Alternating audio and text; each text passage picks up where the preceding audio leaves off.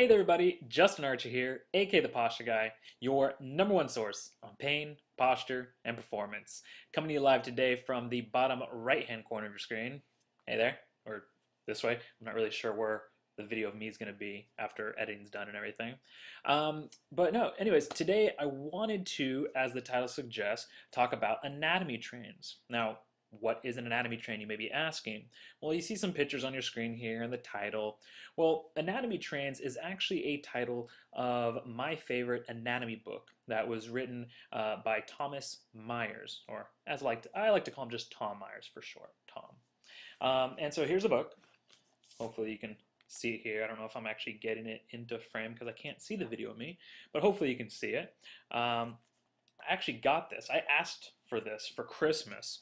Gosh, it was probably 2009. So what are we going on here? 4 or 5 years ago. And this is the second edition of the book, and you can see a picture of it here on the screen as well. And I'll put a link to where you can purchase it if you want later on. But what this book is about is, if you see here, let's zoom in on this guy. If you see here all these kind of lines going over this guy, you got the green line that kind of goes down this way, and the red line, it follows this, and the orange line, and all this. It's really about myofascial lines. And this is why I love this book so much, is most anatomy books will show you muscles or muscle groups just independently and how they function, right? So like if it's your bicep, how it flexes the arm, and you can touch your nose and basically the blood and the nerve supply, and that's all great.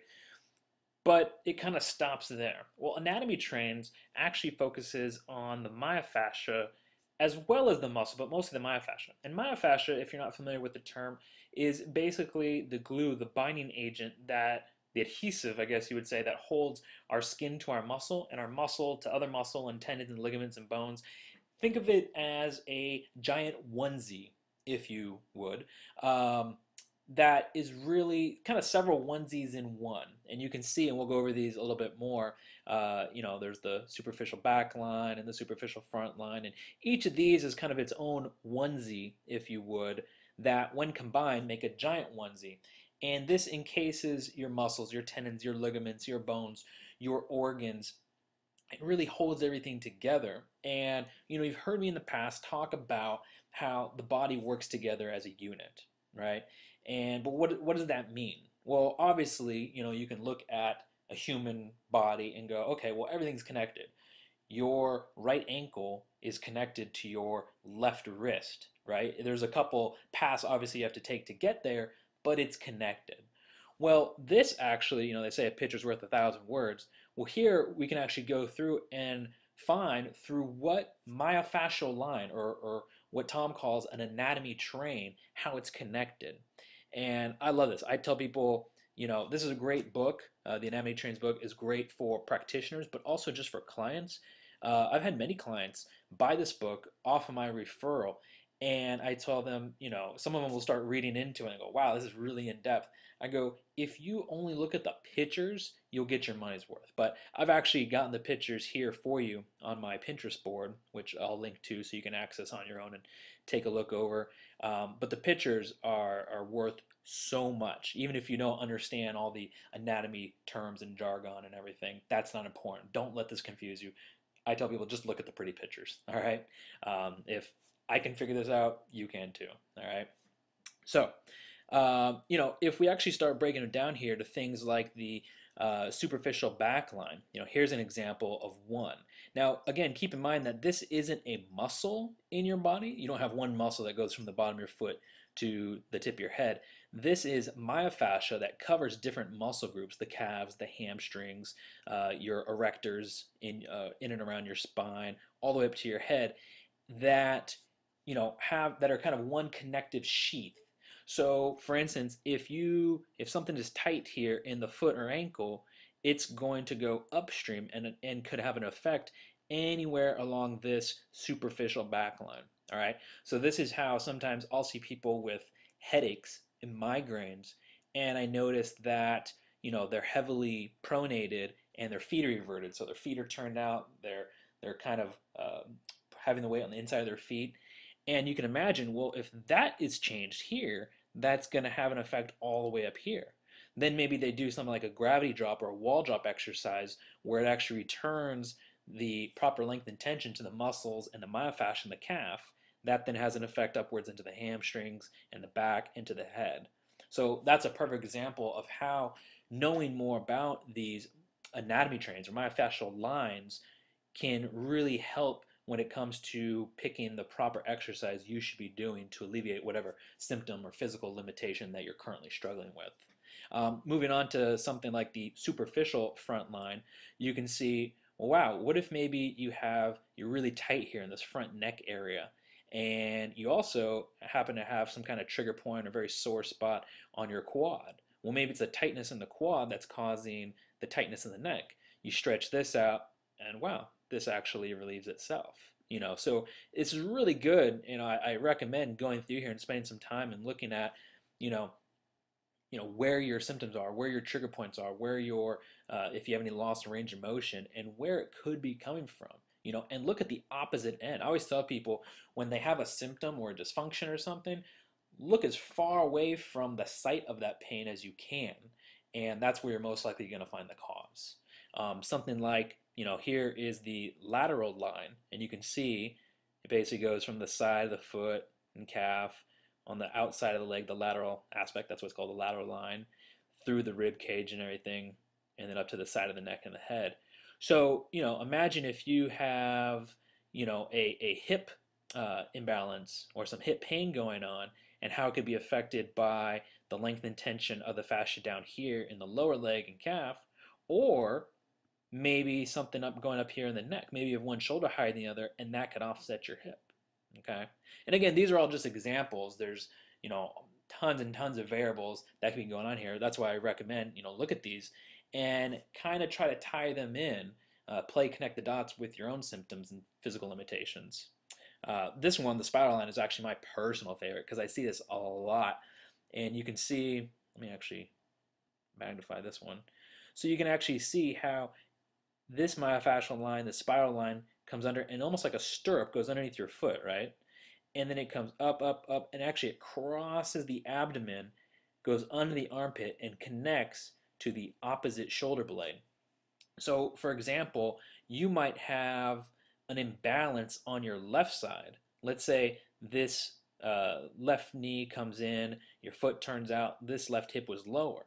Well, imagine how it's going to pull on that line of fascia, right? And now it's going to pull under this right armpit, and it's going to set your right shoulder blade and shoulder out of alignment, or going to pull it out of alignment. So you restore the function, the range of motion, the overall alignment, stability here to that hip, and now it feeds some slack into the fascia, and now the shoulder can go back to its original position. Pretty cool, huh? Let's see. We'll get out of that one. Here's actually a good one, the arm line. And again, don't get caught up in the name and stuff. Again, look at the pretty pictures. You look at the deep front arm line or the deep back arm line, and if anybody has done the exercise standing arm circles or standing elbow curls, or sitting arm circles, sitting elbow curls that I've suggested on multiple of the posts that I've made, and people ask, why are you having us do this modified golfer's grip, when we're doing arm circles or elbow curls? Well, now you can see is because look, this fascia goes all the way to the fingertips. And so when you contract it and you tense up, you make that fascia taut, now you're making the wrist, elbow, and shoulder joint one solid unit rather than having be an upper arm, a lower arm, a wrist, and a hand. You're basically, by doing that, locking everything in a nice straight line. But you can see too how, if your upper back is off, let's say you got a thoracic offset where your upper body was kind of shifted to one side, how that can have effect on your shoulders and your neck just through these fascial connections. And I know I'm kind of going fast, but again, I leave this to you to, go over at your own convenience and look over things. So this is the basically kind of the myofascial core, if you will, right? It's like a deep front line.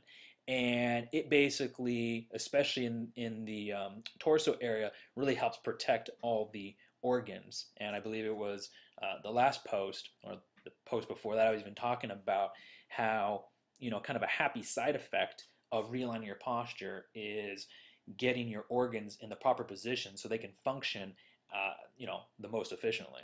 So, and this fascia is really important when it comes to that. You look at this midsection here where your diaphragm is, and your diaphragm ties into your psoas, your hip flexor, all your lumbar erectors. So if you have any low back problems or pain, all that fascia that connects all of that is going to be really, really important.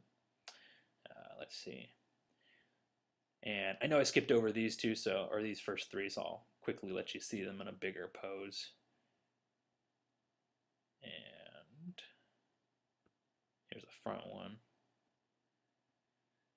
This one athletes are pretty familiar with because they'll feel some tightness here on the quads and everything, and that can relate to tightness kind of in this front abdominal wall and groin area. And here's that lateral line. Catching back up to where we left off, here's the back functional line.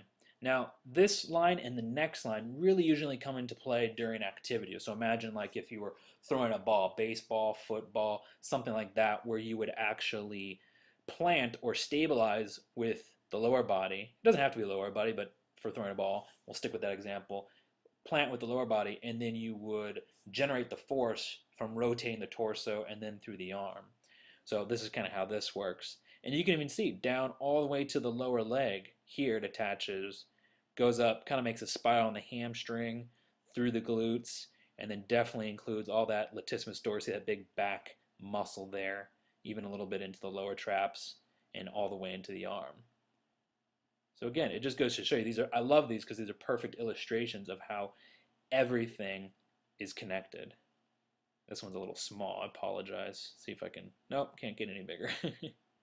But you can see this is the front functional line. So again, imagine if you were a batter and there's a pitcher standing on the mound in front of you, how he would, obviously when he stands, when he comes through and finishes the throw, how he'd be standing one leg, stabilizing here, twisting, rotating through the torso, and then throwing with the arm. That's kind of the function of that front functional line. So, you can look them over all through here.